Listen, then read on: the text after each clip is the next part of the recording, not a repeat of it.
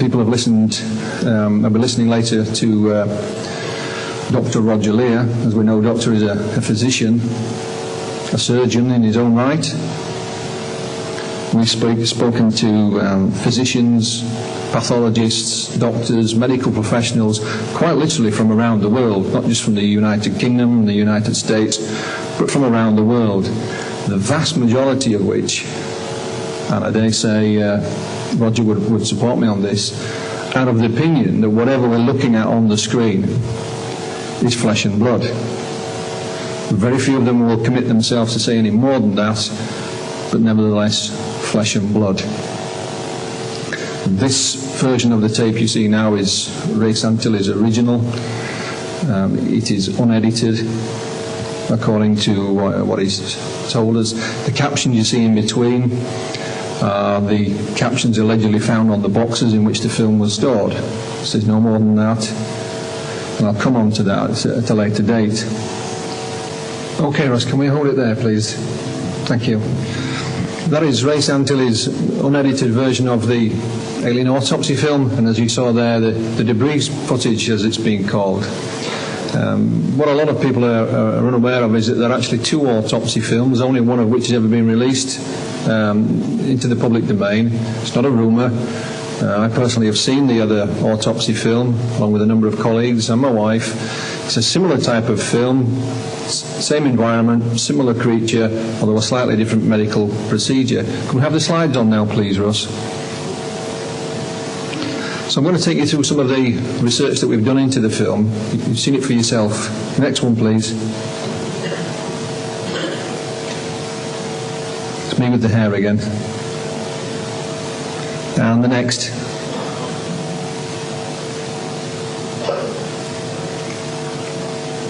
Next one, please, Ross. Thank you. Now, for those who are unfamiliar with Ray Santilli's story of how he came across the film, I'll briefly go through it. He claimed that in 1992 he was in Cleveland, Ohio, researching for archive film of the rock and roll greats, Elvis Presley among them. Ray's main business is music, and he is alleged to have the largest collection of pop music memorabilia, certainly on Elvis, outside of Graceland. It's his main core of business. The story goes, he placed some adverts in the local press, said if you've got any material, come and meet us at the hotel. One gentleman stepped forward with some film of Elvis. They made a cash transaction and the film was bought.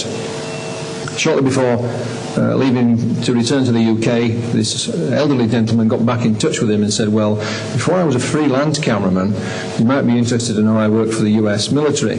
And back in 1947, I filmed the events at Roswell.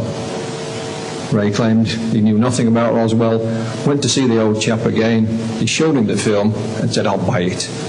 In 1993, Ray Santilli contacted me. He was given my name by a journalist. He said, I've got this film.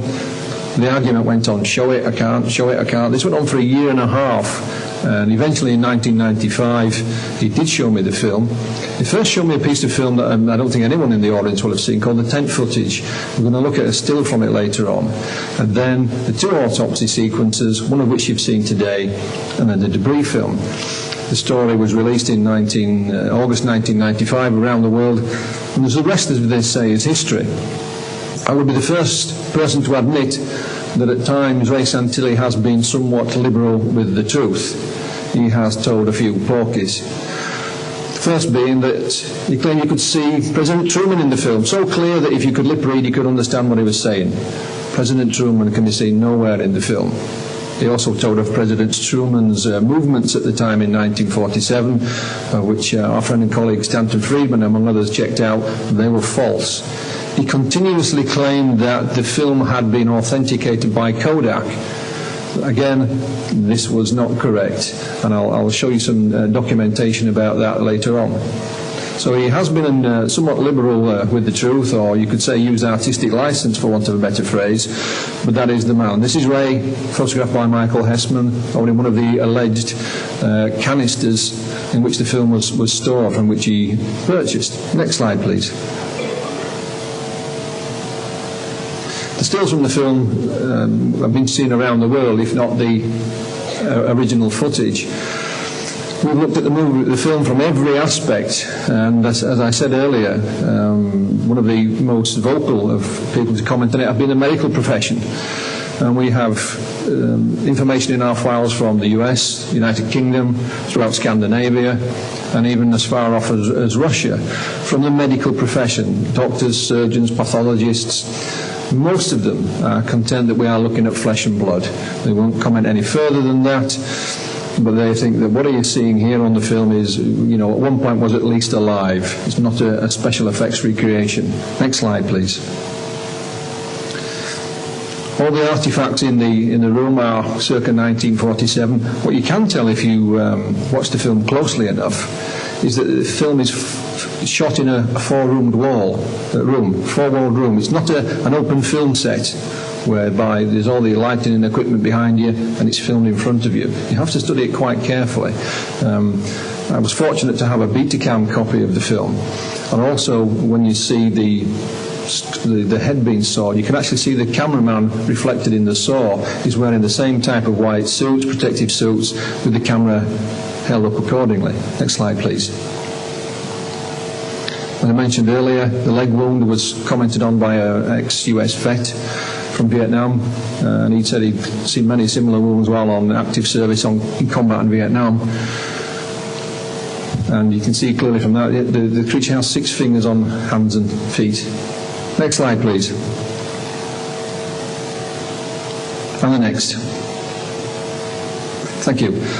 Before the film was actually released, Ray Santilli released this piece of paper from the debris film, showing some of the symbols, for want of a better phrase, on the film. Next slide, please. There's a close-up of it. It was allegedly stated that this was a clue from the fakers, the hoaxers, and that the symbols actually spell out video TV. If you can make out video TV, then that's fine. What we did was not listen to the skeptics. We sent copies of this photograph to a number of museums, including the British Museum in London, and asked them if they could decipher these symbols. And we had quite a bit of correspondence between them, and the end result was that they couldn't identify them. Doesn't mean they're not made up, of course, but they couldn't identify them as any known language. It's been said that they may be Greek or whatever, but they couldn't identify these symbols. They were just one of several institutes that we sent these pictures to try and identify the symbols on this debris, and we drew a complete blank. Next slide, please. And there's a close-up of some of the other symbols on the smaller pieces of wreckage or debris. Next slide, please. And closer still. Next slide, please, Russ. These are the so-called control panels that you saw briefly in the film. This particular still doesn't appear in the film anywhere, and Ray's never gave a satisfactory explanation as to where it comes from. But according to Ray Santilli, via his unknown cameraman, when the creatures were discovered in Roswell, lying outside the downed crash, they were actually clutching onto these panels for dear life, and the panels had to be prized away from them. And you can see again they have 6 digits on each hand. There's been lots of speculation as to what these things may or may not be, which I don't intend to enter into, but it's just another interesting part of the whole debate. Next slide, please.